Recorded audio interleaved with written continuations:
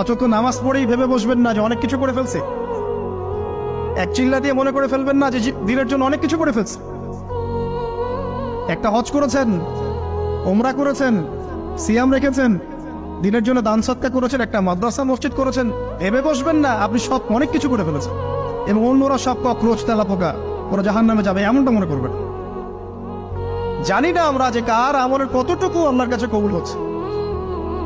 তো এখানে এই ব্যক্তির সমস্যা ছিল এই, সে নিজের আমলটাকে অনেক ভারী মনে করছিল এবং সে স্টেটমেন্ট দিয়ে ফেললো যে তোকে আল্লাহ পাক মাফ করবে না। এই একটা কথা মন থেকে বলার কারণে তার ইহকাল পরকাল দুটা বরবাদ হয়ে গেল, সে জাহান্নামে চলে গেল। ঠিক আরেক ব্যক্তির ঘটনা আছে এমন, এগুলো সবগুলো রেফারেন্স আছে। এক ব্যক্তি প্রচুর ইবাদত করত, আল্লাহ পাক তার ইবাদত করার জন্যে পাহাড়ের চূড়ায় একটা সুন্দর ব্যবস্থাও করে দিয়েছিলেন। সেখানে ডালিম গাছ হতো, ঝর্ণা আসতো, খাবারের কোনো অভাব নাই। হাদিসে এসেছে 500 বছর সে ইবাদত করেছে। কত বছর?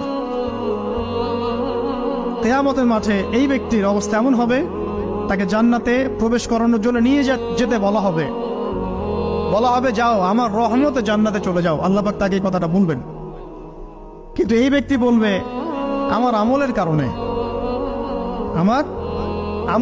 আল্লাহ পাক বলবেন আমার রহমতে জান্নাতে চলে যাও।